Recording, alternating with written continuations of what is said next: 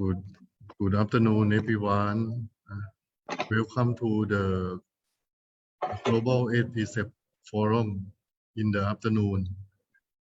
Good afternoon all the speakers, such as Dhammacharya and Nuvindriam from Australia. อนุโมทนาสาธุนะอนุโมทนา Venerable Deva Sukha from Myanmar อนุโมทนานะ speaker for today. Venerable Deva Sukha from Sky near Mandalay, Myanmar. And today all the speakers will share with us about the significance of 8 precepts.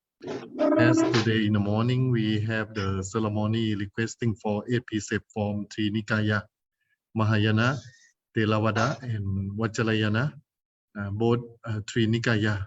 So everyone received the 8 precepts already, but all the master sharing what is the 8 precepts, how to practice, and now we will sharing by Dhammacharya and many Buddhist renowned speakers in international Buddhist country, such as I say that from Venerable Deva Sukha from Myanmar, Venerable Andrew Windriam from Australia, Piyanta Navaratane from Sri Lanka,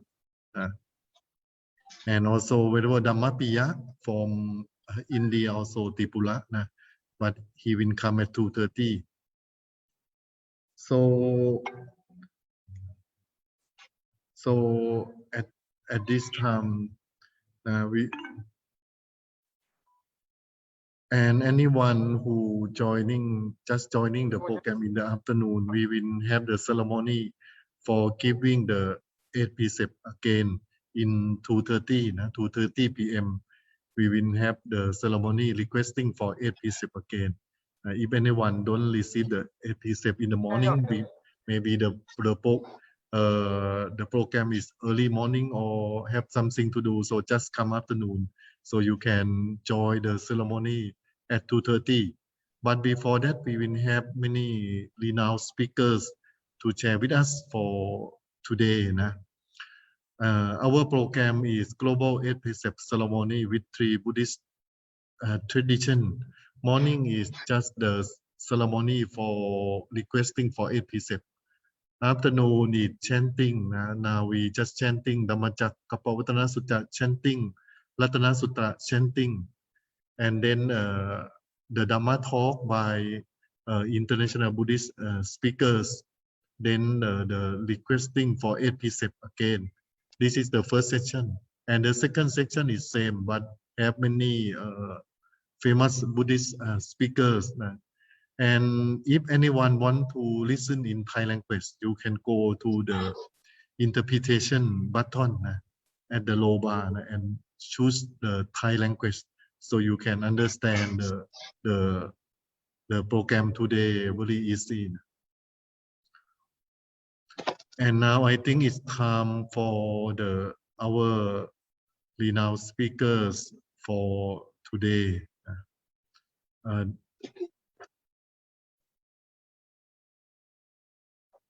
So may I return back the microphone to our MC น้องแฟงเดี๋ยวเชิญสปีกเกอร์เลยได้เลยจ้ะ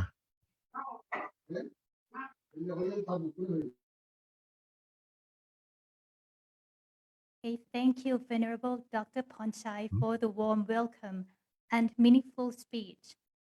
The next distinguished guest, his Dharma teachings experience is more than 20 years, and he is also a regular guest and keynote speaker. May I introduce Dhammacharya Andrew J. Williams, Dharma Master from Australia. Hello, nice to be here. I'm very happy. So we can go into a couple of prayers first, very short ones, and then I will speak on the 8 precepts, the meaning of the purpose of, for very briefly, about 10 minutes. We take refuge until we are enlightened in the Buddha, the Dharma, and the Sangha. Through the positive potential we create by practicing the Dharma, may we soon attain enlightenment in order to benefit all sentient beings. May all sentient beings have happiness and its causes. May they be free from suffering and its causes. May they never be parted from the happiness beyond suffering. And may they abide in equanimity, free of bias, attachment to the near, and aversion from the far. We shall cause this. Great compassionate Buddha, please inspire us to be able to do so. And so the 8 precepts, of course, there's 3 more precepts than we normally take. Of course, it's up to the individual to keep the precepts. And the 5 precepts obviously are taken all the time. One difference when we take the 8 precepts is that if, for instance, if you are lay people and engaging in marriage, for instance, then the 4th of the precepts there, or maybe 3rd, is actually not engage in sexual misconduct. But of course, when we take the 8 precepts, the difference is that we don't engage in any sexual conduct at all. You abstain from this. Of course, there are different lengths that we can take this during retreats. If you can take for a couple of hours, even half a day, full day, and sometimes more lengthy retreats. A few days, maybe over the weekends, or a week, or sometimes even months. And sometimes the layperson will actually choose to keep these precepts always. This is also very, very helpful, of course. Now, why would we take precepts? In the beginning, I think maybe because the Buddha's initial disciples, they were already very close to arahanthood already, to becoming arahant already. And maybe they weren't doing anything wrong. But as the Sangha, as it increased in numbers, there's more people and varying levels of practice and purification of the mind. And so the Buddha started to bring in some precepts, don't kill. That's very, very important. Obviously, this is something that I think all beings around the world, in all of the religions, and even people that are not religious, if you have the right mind, if you have the mind that is not insane, you can say that we can see the benefit in not killing and saving life, respecting life, and so forth. And of course, then we have not stealing. Don't take what is not freely given. This is very important as well. Unfortunately, I think in the world there's a lot of taking, and maybe better than just taking is when we give and take, you could say. But actually better than that is giving and receiving, not taking anything. And then you receive. Best still is giving and giving, not thinking of receiving anything in return, even for your good actions. And so all of these precepts, they were brought in by the Buddha for our benefit, to regulate our actions, our physical actions, and also our speech. But ultimately, we are purifying the mind. This is the purpose of taking on these precepts. That's the purpose of the Dharma. The Buddha said, don't do anything harmful. Do only good. Purify your mind. With, of course, the 3rd line there, purify the mind, the important part. But we must regulate our actions and our speech to help us to do this, okay? And it will help us to maintain more of a pure intention, as well as more of a, how can you say, walking on the path in the right direction as well, because we are habitual creatures, and we have some habits that are unwholesome, and these habits are very, very thick, so we have the gross aspects of them. Maybe if all we have to do is contemplate that, and then we can perceive it, but the more subtle aspects we don't perceive yet. Okay, so we need to be able to regulate, like I said, our speech, our actions, and our thoughts, to be able to train the mind, purify the mind, eventually to transform the mind and transcend the ordinary mind.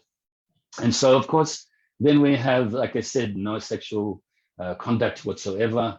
And then, of course, don't engage in the wrong speech, no lying, slandering, no abusive language or meaningless chatter.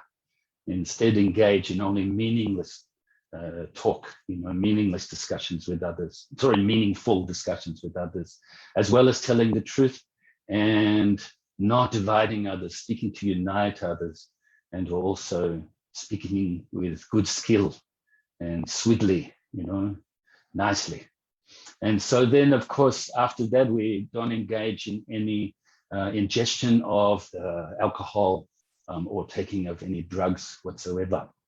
And then, of course, the extra 3 that we must take there is to not eat after the afternoon, not to eat at inappropriate times.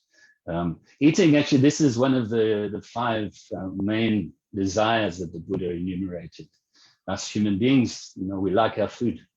And there's certain foods that we have a lot of attachment towards. And we need to give up this attachment, and just appreciate the food for what it is. For instance, it's medicine. It's there to help us to stay healthy and to give us fuel so we can exist in a physical way. And also we have an aversion to certain foods that we don't like, and we need to lessen and eventually give up this aversion as well. So regulating our eating patterns and also the food that we are given, and not just having the food that we're attached to and just receiving whatever comes, whether you like it or not, and nutritious food as well. I think that's really good for training our mind, giving up the attachments, giving up the tanha, and giving up this aversion that we have to certain things that we find unpleasant. And so regulating the eating is also very helpful, once again, for purifying the mind. Then, of course, we don't, I like to say the next precept is don't show off. We don't always try to be the center of attention or try to impress others. And that's the reason why during this taking of the 8 precepts, that we don't perform music, we don't dance, we don't try always to be show off. We don't, engage in putting on makeup and wearing jewelry to try to look good. We don't worry about the way we look. We be more concerned with our behavior and humbling ourselves. It's really important that we humble ourselves. Actually, you think about it, we bow to the Buddha statue, we bow to your teachers and so forth. And we do this to humble ourselves, also to have great respect for the Buddha and the Dharma and the teachers as well. But really, we want to put ourselves down like this to humble ourselves. Very important that we do this. And also this precept has very much to do with that. If we have too much pride, sometimes we call ego, then it's actually not healthy for us. Our mind becomes very, very myopic. We're only focusing on what we want ourselves, and what we don't want ourselves, the attachment and aversion again. And so, in fact, if you relate to engaging with other beings, pride, if you have too much pride, the problem is if you are with the beings that you see as lower than yourself, for whatever reason, then this pride gives rise to unhealthy arrogance and haughtiness, a very unhealthy state of mind, okay? Can never learn anything when your mind is like this. If we are with the living beings that we think we are equal with, then this pride gives rise to unhealthy competitiveness, always in competition with others. How can we train our mind when we're like that? And then, of course, if you are with the people that you think are above you, then it gives rise to jealousy and envy very easily. Once again, very unhealthy states of mind. Akusala citta, okay, so, or unwholesome states of mind. And so this precept is very important for lessening our ego, lessening our pride and self-centeredness. And then, of course, the next one is the same, because don't take the high bed, the luxurious bed. Learn to be able to deal with very basic things, to be happy with very basic things.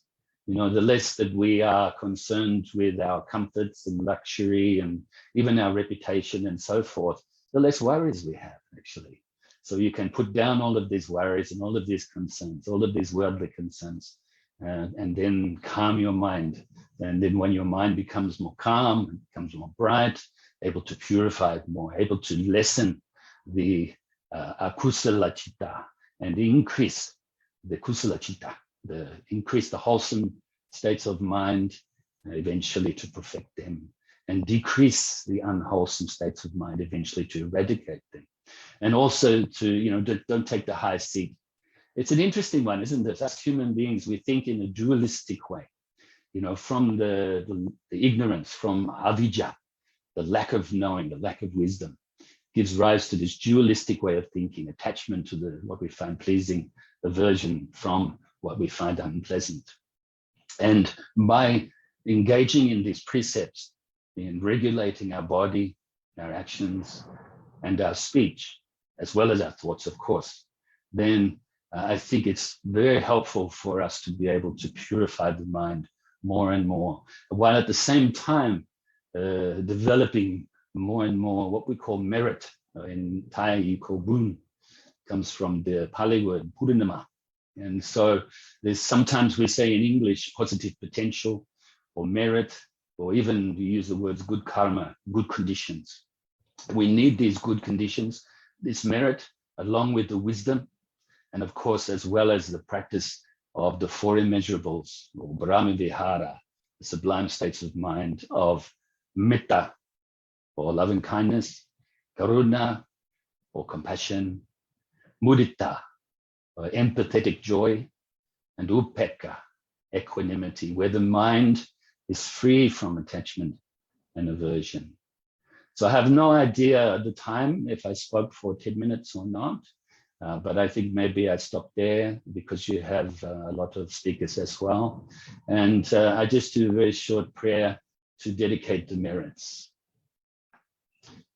Due to this merit, may we soon attain the enlightened state of the Buddha, so that we may be able to liberate all sentient beings from their suffering. May the precious body chitta, not yet born, rise and grow. May that born have no decline, but increase forevermore. And may the precious view of shunyata, not yet born, rise and grow. May that born have no decline, but increase forevermore. Namo Buddhaya, Namo Dharmaya, Namo Sanghaya. Sadhu, sadhu, sadhu. Really nice speech, Dharmacharya Andrew William. Sadhu, sadhu, sadhu. From Thank you, Australia. Venerable Brother.